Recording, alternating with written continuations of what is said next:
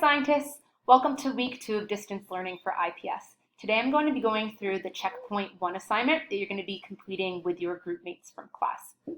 Just a reminder, since it's been a while, all the information for this activity is pertaining to our poisoning victim, John Doe, who was mysteriously ill after drinking his morning coffee. So we're assuming something was able to dissolve in his morning coffee, which was made primarily out of water. We're going to be investigating those 8 toxins that were found in his cupboard to figure out which of them should be considered since they could dissolve in water and which ones we should be eliminating. Part of this project that you're going to be working on is a group project. That includes completing tables 1 and 2, which you can find on pages 24 through 26 of your student packet. The last piece is a claim evidence reasoning assignment, which you will be writing individually and submitting directly to Canvas. I'm going to be walking through an overview of all of these assignments, but I want to remind you that you should be looking at the details, which are posted under announcements on Canvas. You can also find more information and grading rubrics by clicking on the assignments names under modules or by finding them under assignments. Any of those options will get you where you need to go. Just a reminder from me, the group component will be graded holistically with your partners. However, if someone does not pull their weight and is not completing their items, you should just submit. Without their items completed, you will not receive a deduction. For that reason, there's also a 10-point classwork assignment this week, which is going to award you points by your ability to meet the deadlines assigned for this project. That's going to make sure that you're on track and also that your partners are able to complete things on time. If for some reason it's Thursday night, Friday morning, and you don't have the stuff you need from your partners to push on to that last claim evidence reasoning step, make sure you're reaching out to me via email, and I'll happily send you the information you need to be able to finish your project. So follow along with me under day 1. The first step for this project is making a copy of the Checkpoint 1 Google Doc, which can be found right here under the assignment. If we go ahead and click on that, it's going to open a view-only version of this document. You need to make sure that you are sharing this not only with me, but also with all of your group members. If for some reason you've forgotten who's in your group, just click on this little lab partners item right here, and it will actually bring up the seating chart so you can see who was in your lab group before we left for break. Just a reminder, so to make a copy, we're going to hit File, and then scroll down to the Make a Copy button because we're not able to write on this view-only version.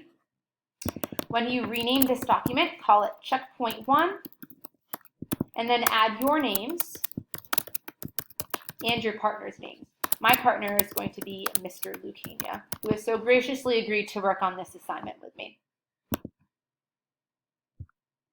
Once I have this document made, I want to make sure that I'm actually sharing it with my group members so everybody has access to this. And remember, this only needs to be done by one group member. You'll have access to the document if someone in your group has already done this.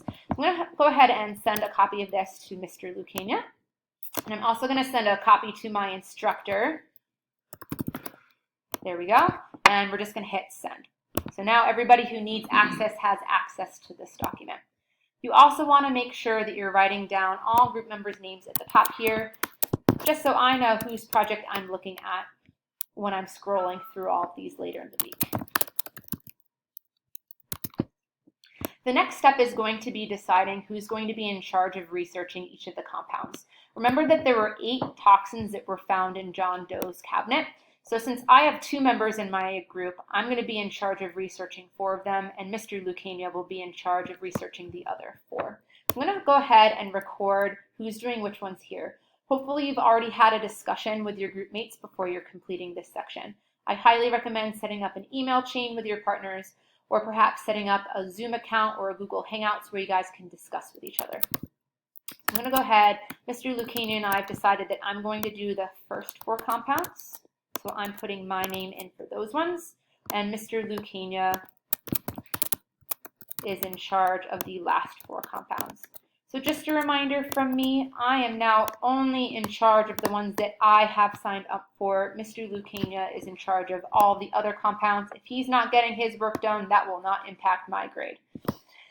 Next up here, and this is going into day 2, you're going to be finding an electrostatic potential map for each of the toxin molecules that you have signed up for. The way we're going to do that, I'm following the directions right here under step 1. I'm going to be using this really cool website called MoleView. And this actually allows us to find these molecular views of all the different toxic compounds. I'm going to start with, let's take glucose for the one that I'm going to start with from my group.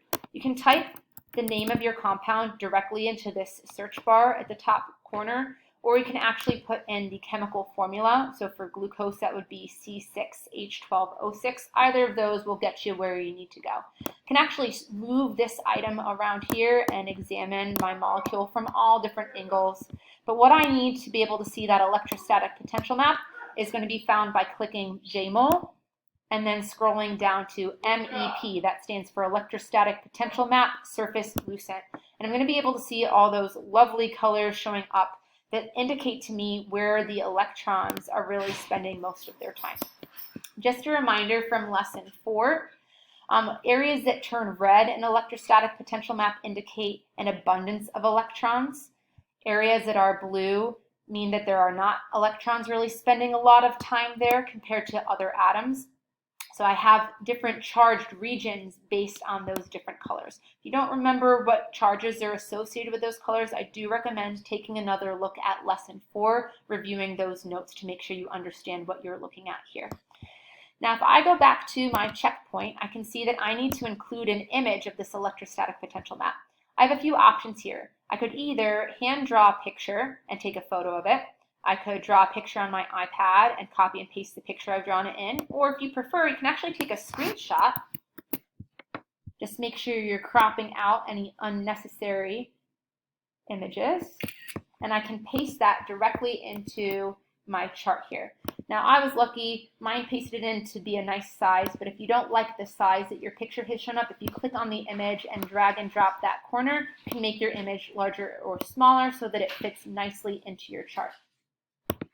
Based on this electrostatic potential map, I know from lesson 4 that this should be classified as a polar covalent compound. If you're not sure how I knew that, I really do recommend taking another look at lessons 3 and 4 where we looked at these in depth.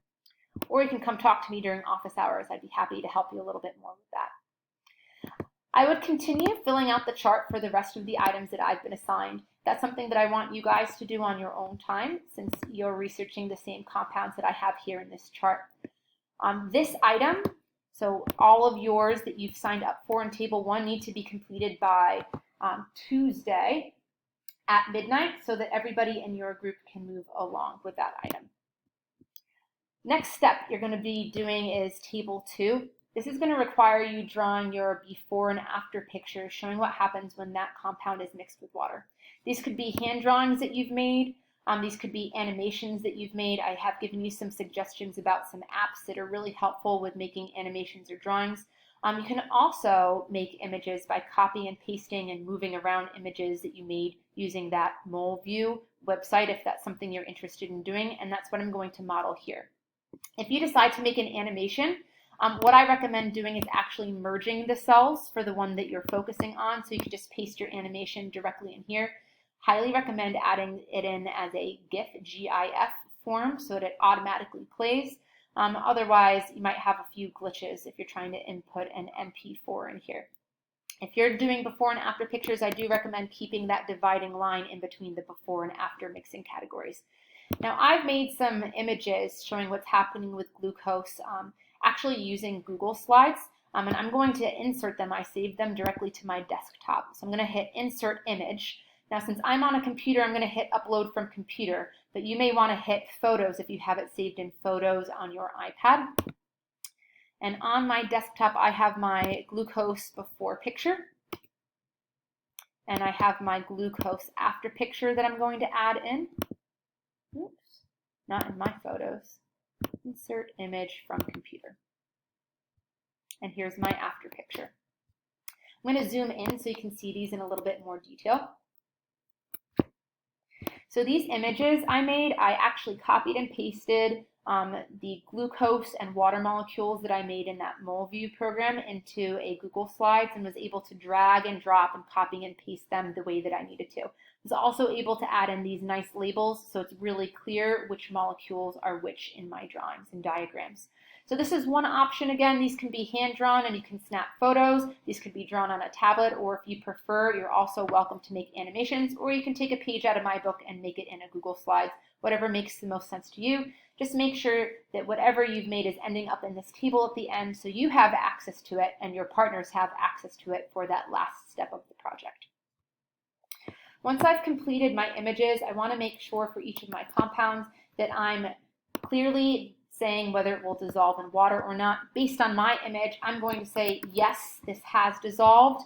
If you're not sure whether your compound dissolves or not, again, take a look at that information from lesson 4, rewatch that video that I posted on compounds dissolving in water, and that should give you a little bit of a hint as to whether your compound will dissolve or not. Remember that tables 1 and 2, this entire document that you've made here with your partners needs to be submitted to Canvas by midnight on Thursday. The way that you're going to do that, on our page, you can click under modules. You're going to scroll down to the bottom of our toxins unit, and the name of this assignment is the Checkpoint Data Tables 1 and 2. There's going to be a blue button that says submit when this assignment is unlocked for you. If you hit the submit button, you can actually automatically upload your Google Docs assignment that you've made, or you're welcome to save it as a PDF and upload it that way from your tablet, whatever makes the most sense for you. Just so you know, if your group member has not completed their portion and it's getting late on Thursday, you're getting a little nervous, go ahead and just submit it as is. You'll get credit for your parts. They can always upload theirs later in the day. I will look at the most recent submission for your group. And if theirs comes in a little bit after the due date, just recognize that if you've put yours in on time, it's really clear to me that you deserve full points. You will not be getting a deduction for that. The last point of this assignment requires you to write a claim evidence reasoning explaining which toxins potentially poison John Doe and which ones we need to eliminate from consideration based on whether they dissolve in coffee, aka water, or not. There are details for this assignment on Canvas. You do not need to write anything in your checkpoint document from your group, since this is something that you are completing individually. For this assignment, I highly recommend looking at the helpful resources which have been posted on Canvas under announcements and also under the assignment titled Toxins Checkpoint 1 Claim Evidence Reasoning Conclusion. Some helpful things that you'll find on here include the graphic organizer. Do remember that this is just a drafting space for you to answer the question that is on the top of the document here. Remember, your claim should be a one-sentence answer to this question: which toxins should we be considering and which are eliminated. Evidence should be information from that table that you and your lab partners have completed. Science ideas, you've written down 2 new science ideas, 7 and 8, at the beginning of this week on your science idea sheet. Make sure that you're picking the one that makes the most sense for this assignment and writing it in your own words. For definitions, I highly recommend taking a look at that vocabulary list for toxins which has been posted with the assignment.